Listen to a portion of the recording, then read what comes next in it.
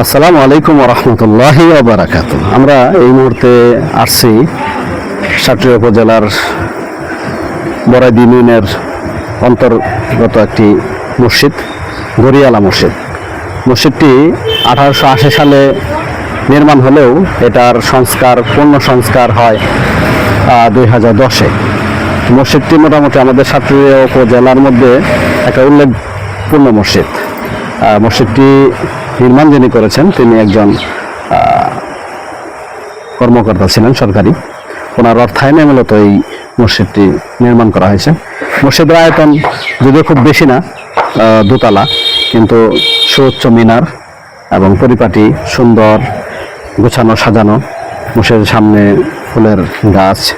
তো ছোট্ট একটা জায়গার মধ্যে চমৎকার একটা মসজিদ করা হয়েছে।